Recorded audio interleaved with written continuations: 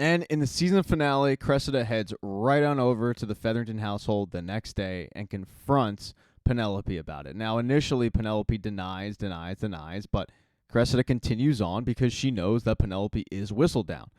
And what she wants is very simple. She wants double of what the queen was offering for the head of Whistledown to stay quiet.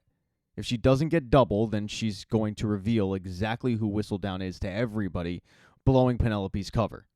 Penelope kind of calls Cressida's bluff, saying, well, you don't have proof. But when Lady Featherington walks in the room and Cressida starts telling her, I mean, think about it. Your daughter's over here. She's pretty conspicuous. She hears all this gossip. I mean, how did you never figure it out? It puts the fear of God into Penelope. And when Cressida leaves, she's forced to admit to her mother, yes, I am Whistledown, which her mother reacts just like everybody else reacts when they find out that Penelope's Whistledown. She starts thinking about all the nasty things that Whistledown wrote about her or her family, and she gets pissed off. She's also really concerned about the fact that this would be grounds for an annulment. And Penelope yells at her mom, I don't want to lie anymore. I've got to tell Colin about what Cressida is going to do. Meanwhile, Colin had headed over to his house to think about the ramifications of Penelope being revealed as Whistledown. And at this point, he doesn't know about Cressida. He's just thinking about the ramifications between Whistledown and the queen. And it's Eloise who has to come to him and say, you'll survive. I mean, a year ago, people thought I was Whistledown, and look, I'm still here. As Eloise is trying to make Colin feel better about the situation, their conversation is interrupted by Lady Featherington and Penelope, who have come over to tell Colin about the Cressida blackmail. Penelope just wants to pay her off, pay the $10,000. She's got it after selling all those Whistledowns for all those years, which does come as a surprise to her mother and Colin and just about everybody in the room. But Colin says, no, we're not paying this. I'll go over, I'll talk to Cressida, I'll talk her off the ledge, and I'll fix this mess. You guys sit tight. The problem is Colin doesn't fix the mess at all. Actually, he makes it worse. He pleads with Cressida to keep her mouth shut, but Cressida says, no, I'm not going to do that, Colin. Your family, you got, it's all easy for you. I'll tell you what I'm going to do. I'm going to now want double. Instead of 10,000, I want 20,000. And I want your little wife to write a pamphlet fixing my good name. As Colin was getting rejected by Cressida, Penelope, Eloise, Lady Featherington, well, they had nothing to do but sit around and wait for his arrival to find out what she said. And it gets Penelope and Eloise chatting about Cressida. Eloise defending Cressida a little bit, just saying, yeah, she wasn't really that bad. But admitting that the friendship did start out because she just wanted to piss off Penelope. As the two are laughing about that and about to kick off the conversation of books, Colin walks back in the room and tells everybody, yeah, I done messed up. It's bad. Looks like Penelope might have been right. We probably should just pay her. And Penelope says, well, Colin, the problem is I have 10. I don't have 20. And Colin says, I'll get the money. I'll have to make up a lie about why I need the money, but yeah, I'll go halves in and we'll just keep this quiet. As Colin goes to sort his affairs out, his mother had a really busy day. She met with Francesca and Lord Kilmartin. They talked about the wedding, where Francesca told her mother, after we get married in a very small ceremony, we're moving to Scotland. We're going to live at Lord Kilmartin's place. And Violet, just wanting to be supportive, nods, but she's not happy about it. She doesn't want to lose her daughter. And that night, she confides in Lady Danbury that it just feels like her daughter's rushing to leave her. Lady Danbury, being a really good friend, tells Violet, you're going to have me at least. I mean, I'll always be there for you, as will my brother.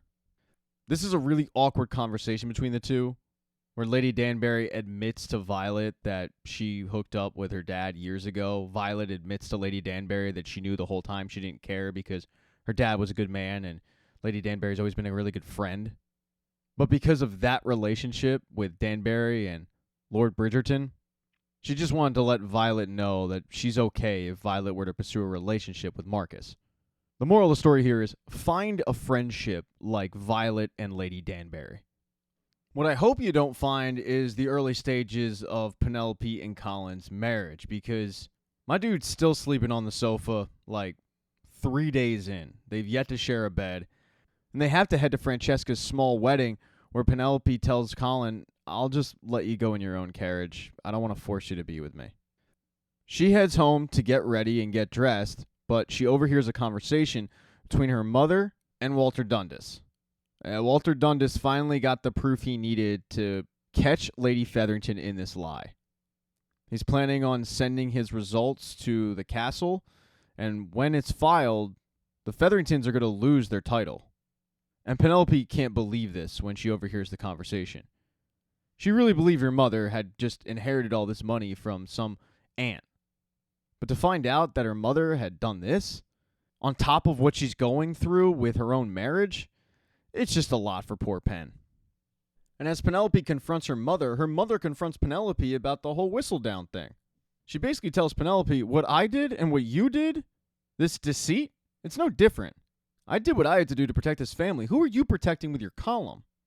The conversation gets really, really contentious until finally it dies out. And Lady Featherington says, me and you did the best we could with the offerings that society gave us. She then makes a joke about what Lady Whistledown would write regarding their disgrace once she's exposed. And Penelope sits down next to her mother and says, she's going to write whatever I want her to write. And her mother looks at her daughter and says, that's a really great power that you've created for yourself. Penelope then heads over to the Bridgerton household where, in a small ceremony, Francesca marries Lord Kilmartin. And during cocktail hour, everyone's kind of noticing that Lord Anderson is smitten with Violet Bridgerton. But also nobody cares because Violet looks happy. And she is. She's also really nervous about this potential relationship between her and Marcus. That much is very obvious. She then shares a really nice moment with Francesca playing the piano, but as they're doing so, Penelope pulls Colin aside and says, I need to talk to you. She tells Colin, I can't ask you to lie for money on my behalf. And Colin says, how am I supposed to help you then? And she yells at him, by loving me. She goes into all the great things that Colin has done for her, but also the reasons why she loves Colin. And she finishes it off by saying, all I need from you is to stand by me. The problem for Colin is, as long as this lie is out there about Whistledown, there's always going to be something between he and Penelope that probably can't get fixed. And she understands it. She's planning on putting an end to it. She writes the Queen, and she tells the Queen, I am Whistledown, but let me address society before you expose me. She also writes a letter to Violet, kind of saying the same thing, just saying, I have been hiding this secret. If you want, you can ask your son about it. To which Colin tells his mother the entire story. Now, for the Bridgertons, just a matter of waiting for the Queen to show up and give Penelope her chance to tell society who Whistledown really is. It's just a matter of playing the waiting game at this point. One thing that Benedict is not waiting for is another chance at Lady Tilly Arnold and her friend Paul. He heads over to Lady Tilly Arnold's place to find out that Paul is busy with somebody else that night. And Tilly takes that opportunity to have a conversation with Benedict about how she's having feelings for him. She didn't expect it, but it happened. And Benedict appreciates it, but the problem is this relationship, this throuple situation, has really opened his eyes to a sexual renaissance for Benedict. And it's a sexual renaissance that he's not willing to give up at the moment. He's having too much fun having sex with all sorts of people. And Tilly understands it, and she's going to respect his wishes, but she does say it felt really good to kind of commit to somebody. So Benedict's forced to head home. He didn't get laid, and he finds his sister Eloise sitting on the swing having a think.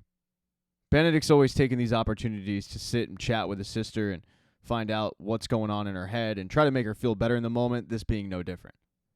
At the moment, the thing that's bothering Eloise the most is the fact that she wants to change the world, but she realized that she's never been outside of her town. In order to change the world, she has to see the world. After talking with Benedict, and it's not like he gave her this idea, but she comes to the conclusion that she really wants to go off with her sister and Lord Kilmartin to Scotland. It's a baby step in seeing the world, and she's planning on asking him the next day. The next day is going to be a big ball held by both Prudence and Portia, because since they're both pregnant, they realize that they don't have a lot of time left in society to kind of turn up, if you will. So they want to throw a huge ball. The problem is they were hard up on money. They had grandiose ideas, but they didn't have a grandiose bank account. They were forced to give their ideas to Farley and hope to God that she kind of saw their vision. And once they see what Farley did, they're blown away because Farley did, in fact, see their vision, and it was an expensive one. So, of course, they just start thanking their mother profusely for paying for it all.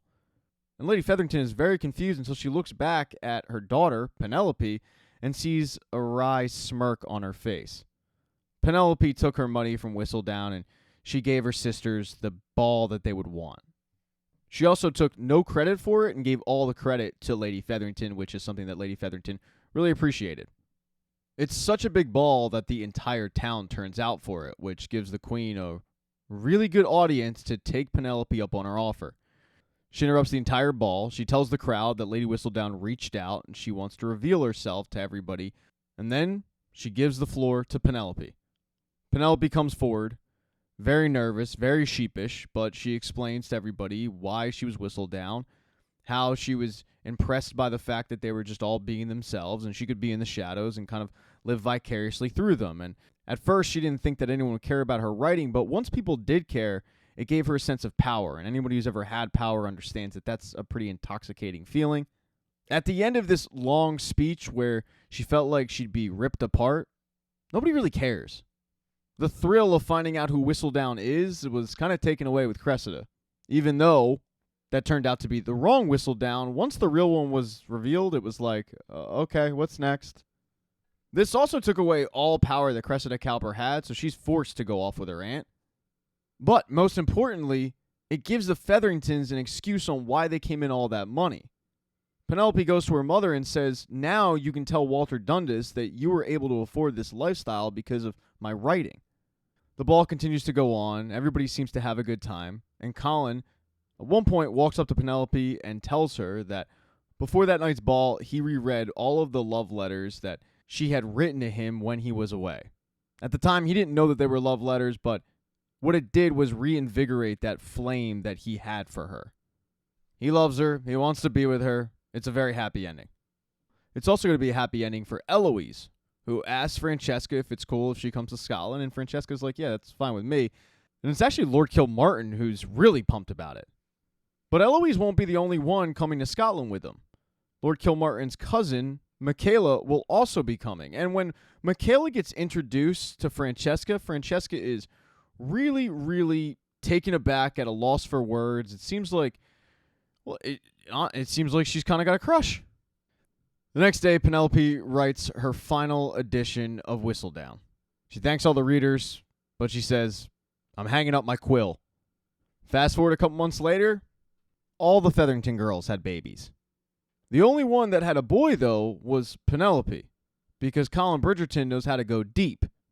And as for Colin, he took Penelope's advice and he published that book. And it's really good. It's getting rave reviews. And that is the end of Season 3 of Bridgerton. Thank you so much for getting this part of the recap. I really appreciate it. Please consider subscribing to the channel. Hit thumbs up if you like this. Smash that thumbs down button if you thought this recap sucked. What I don't want you to do, though, is write nasty comments, because those make me feel bad. You aren't Lady Whistledown. You don't need to be rude, okay? I will find you. I will hunt you down. No, I'm not going to do any of that. I don't have enough time and resources. But I'm just asking politely, please don't be mean.